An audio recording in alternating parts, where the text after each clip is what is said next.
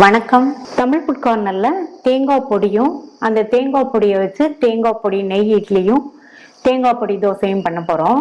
ரெண்டுமே டேஸ்ட் ரொம்ப சூப்பரா இருக்கும்.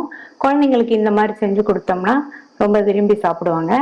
பெரியவங்களுக்குமே இந்த மாதிரி செஞ்சு கொடுத்தா ரொம்ப பிடிக்கும். அதுக்கு ஃபர்ஸ்ட் நம்ம தேங்காய் பொடியை ரெடி பண்ணிடலாம். இது வரைக்கும் தமிழ் ஃபுட் கார்னர் ஸ்டவ்ல ஒரு பேன் போட்டு ஹீட் பண்ணிருக்கேன். இதுல 1 டீஸ்பூன் எண்ணெய் சேர்த்துட்டு இதுல 6 காஞ்ச மிளகாய் சேர்த்து வறுக்கிறேன்.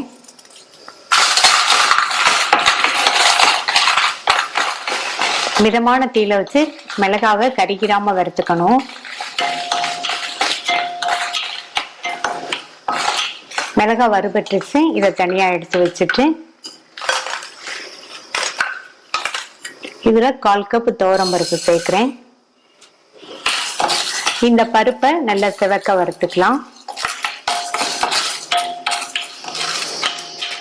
நம்ம சேர்த்திருக்கிற இந்த துவரம் பருப்போட அளவு 50 கிராம் இருக்கும். பருப்பு நல்லா சிவக்க வறுபட்டு நல்ல ஒரு வாசனை வந்துட்டு இருக்கு. இந்த பருப்பை தனியா எடுத்து வச்சுட்டு அதே பேன்லயே நம்ம துவரம் பருப்பு எடுத்த அளவுக்கு உளுந்து சேர்த்து வறுத்துக்கலாம். இந்த உளுந்தும் பொன்னிறமா வறுபடணும்.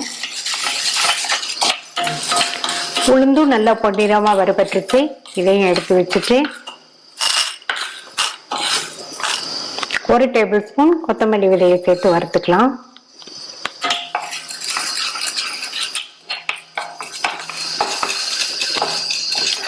கொத்தமல்லி விதையும் வறுபட்டுச்சு.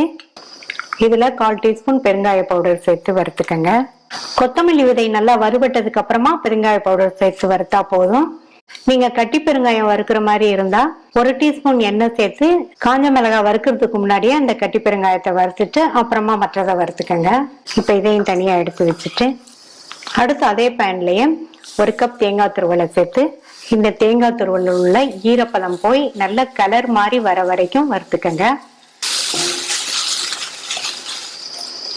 இப்ப தேங்காய் துருவல் நல்ல கலர் மாதிரி வறுபட்டுருக்கு.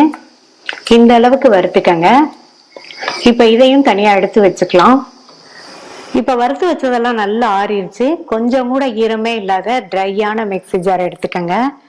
இதுல ஃபர்ஸ்ட் நம்ம வறுத்த மிளகாய் பருப்பு எல்லாத்தையும் சேர்த்துட்டு இந்த பொடிக்கு தேவையான அளவு உப்பு சேர்க்கிறேன். இதை ஃபர்ஸ்ட் கோர்ஸா இருக்கிற மாதிரி அரைச்சிட்டு வந்துடலாம். அடுத்து இதுல வதக்கின தேங்காய் துருவலை சேர்த்துட்டு மறுபடியும் 2 சுத்து சுத்தி அடிச்சுட்டு வந்துடலாம். தேங்காய் பொடி இட்லிக்கு நல்ல கமன் வாசனையா தேங்காய் பொடி ரெடி ஆயிடுச்சு. இந்த பேன்ல 1 டேபிள் ஸ்பூன்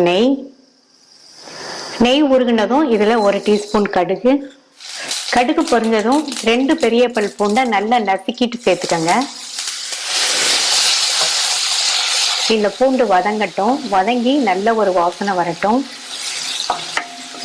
இப்போ வாசனை வந்துருச்சு. அடுத்து கறிவேப்பிலை சேர்த்துட்டு ஒரு மீடியம் சைஸ் வெங்காயத்தை கட் பண்ணி சேர்த்துக்கலாம்.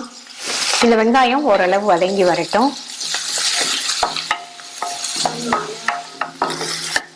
இப்ப வெங்காயம் கலர் மாறாம ஓரளவு வதங்கியிருக்கு.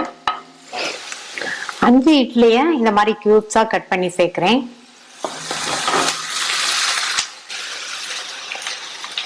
இட்லியை சேர்த்துட்டு மிதமான தீயில வச்சுட்டு நம்ம அரைச்ச இந்த தேங்காய் பொடியை கொஞ்சம் கொஞ்சமா எடுத்து தூவி விட்டு மிக்ஸ் பண்ணிக்கணும்.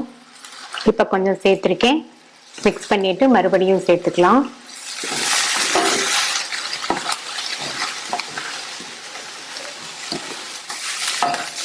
இந்த மாதிரி தேங்காய் பொடி இட்லி செஞ்சு கொடுங்க. லஞ்ச் பாக்ஸ்க்கும் கொடுத்து விட்டுக்கலாம்.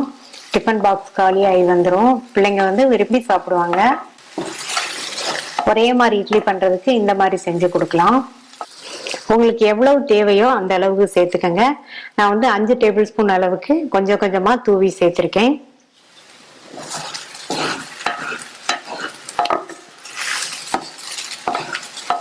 ஸ்டவ் சிம்லயே தான் இருக்கு. இந்த மாதிரி கிண்டி கொடுத்தோம்னா இட்லியும் உடையாம இருக்கும். இப்ப எல்லா இட்லியிலையுமே தேங்காய் பொடி நல்லா கோட்டாயிருக்கு. கடைசி அதுல 1 டீஸ்பூனோ 2 டீஸ்பூனோ நெய் சேர்த்துக்கங்க. நெய் சேர்த்துட்டு மறுபடியும் நல்லா மிக்ஸ் பண்ணி விட்டாச்சு. சூப்பரான டேஸ்ட்ல தேங்காய் பொடி நெய் இட்லி ரெடி ஆயிடுச்சு. நம்ம ரெடி பண்ணி வைக்கிற இந்த பொடி இட்லிக்கு மட்டும் இல்லாம சூடான சாதத்துல போட்டு பிசைஞ்சு சாப்பிட்றதுக்குமே ரொம்ப நல்லா இருக்கும்.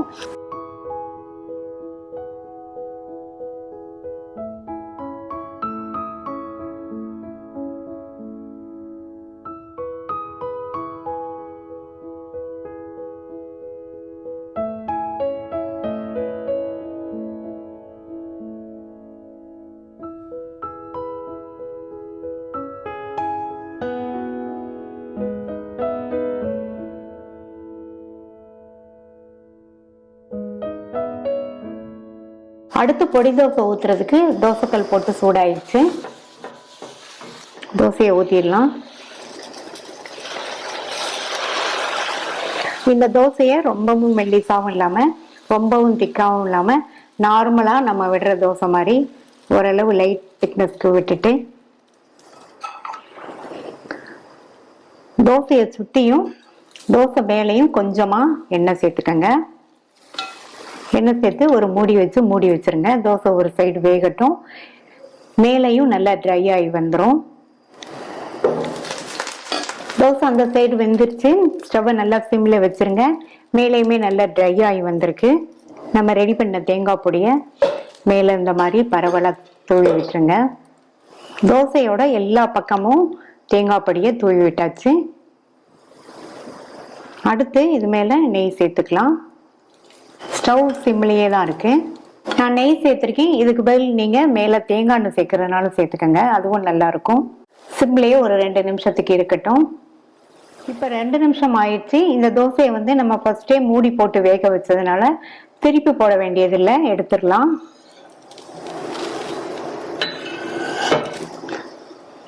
டேஸ்டான தேங்காய் பொடி தோசை ரெடி ஆயிடுச்சு.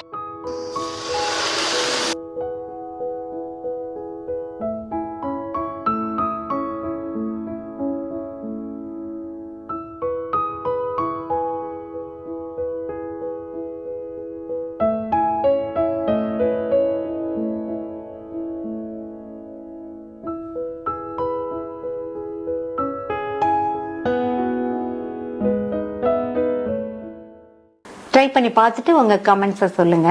தேங்க்யூ.